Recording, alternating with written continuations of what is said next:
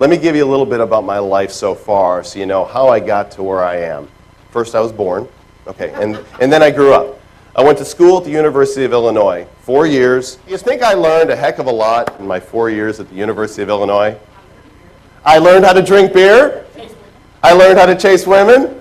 Actually, I knew that before I got there, but I didn't learn a whole heck of a lot of anything when I went to college. I learned most of the wrong things. Joined a fraternity and certainly didn't learn the right things there either.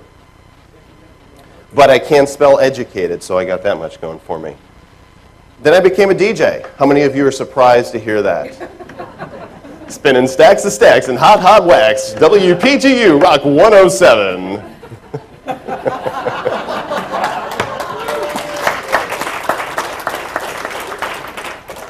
That was then. And I tell you, a lot of people think that being a DJ is romantic. You're sitting in a booth by yourself with this big old microphone in your face and a bunch of CDs, and every 20 minutes you get to say, all right, that was the Beatles, and the weather is sunny, here's another song. Boring, tremendously boring. I wanted to get out of it, so what I did was, the only thing I could do, I couldn't work for anybody else. I don't play well with others, that's the truth. Most of you probably don't either. You know why? Because you're too smart, and you have too many ideas, and you see your boss doing something, and you think, oh, he's doing that wrong. I'm going to go tell him. And then you're out of a job. That's it. So I decided to start my own business, and I became a mobile disc jockey. Bought my speakers, went out, got my music and my crates, and did a lot of wedding receptions. Every time I come to a hotel and I see them doing a party, I stop and look at the DJ, you know, and see what he's playing. Oh, I wouldn't mix those songs. No, that's all wrong. I did that for several years, but it didn't pay enough. I needed to supplement my income. So, here's a few words you all know. I've fallen and I can't get up. I sold those systems. They would give me leads, and I cut my teeth on direct sales from these leads that were phoned in from these people who think that one day they might fall and not be able to get up like that poor lady in the commercial. And that put me out there in the front line of sales, but more than that, it helped me learn a lot about people and finding out what makes them tick, and even more so, seeing their needs and seeing if there was a legitimate way that I could meet that need. It made me feel that even though it was a hokey little medical alert system, that I was doing something. I was somehow giving back. The next logical step. Encyclopedia Britannica. Sir, don't you care about your children's education?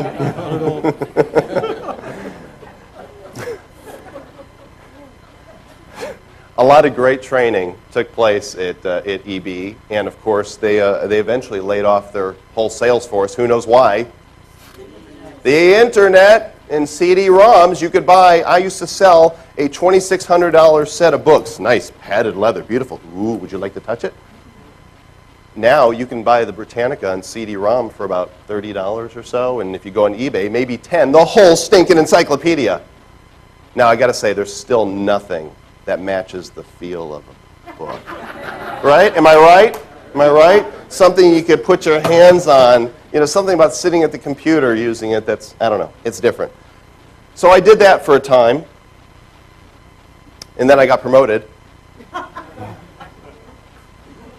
Worked at a couple radio programs and handled shipping and fulfillment for them, and eventually became a data entry manager. And this is all funny stuff, but the point in showing you all this is that what I learned at each one of those positions still serves me today.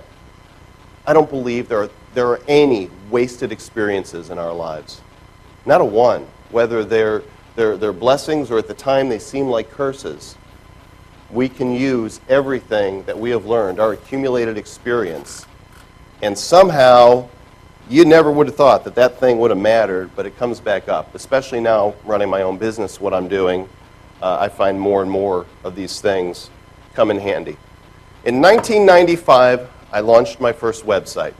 That's about 70 years in dog years and about 1,000 in internet time.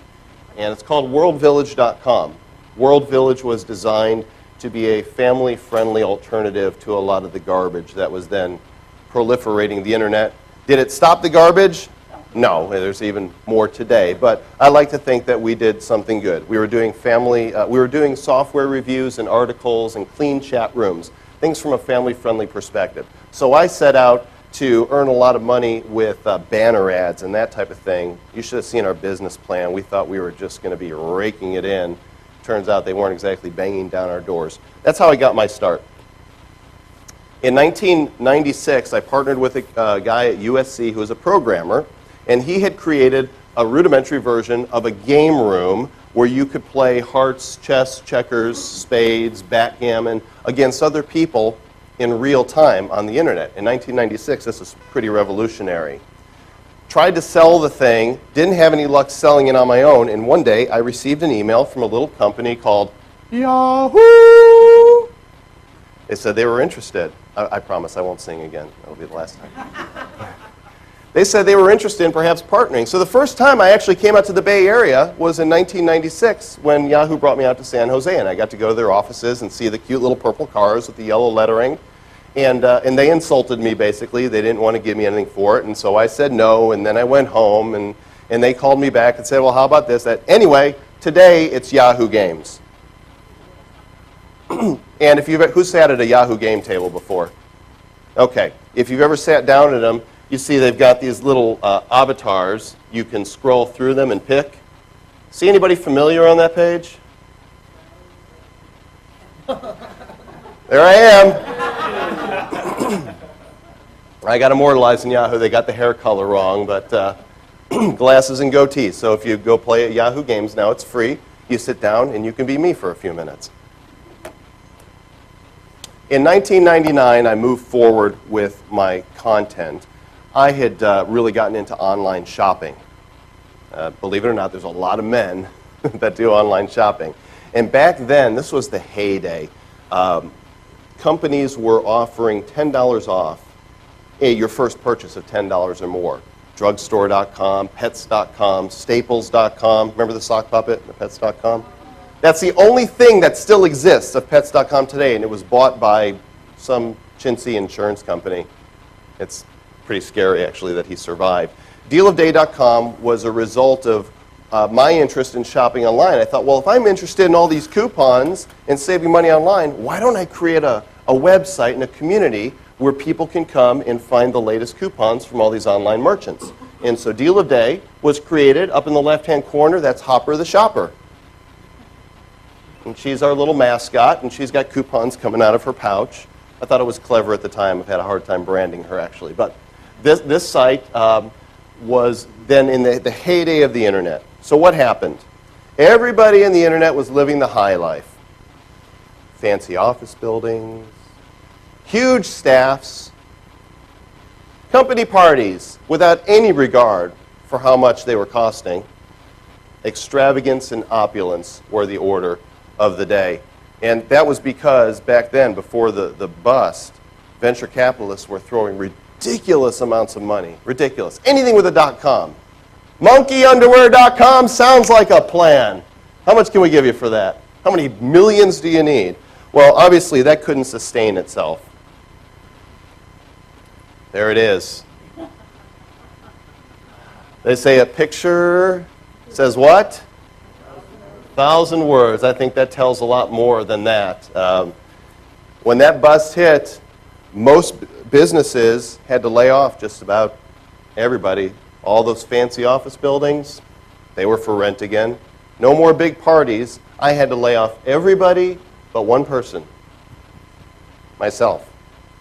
And even then, by the time 2000 hit, I had to cut my own salary. Nobody was making any money online. The milk and honey stopped flowing. And we wondered, is this the end of the internet? Well, I knew if I toughed it out, if I was able to stay in business, and there was the rub, if I could stay in business, that there would be another wave.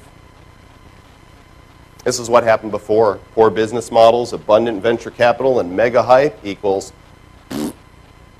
nothing. This is how we felt. Roadkill on the internet. Should have sold my Yahoo stock at 100. This poor guy got trampled with the rest of us.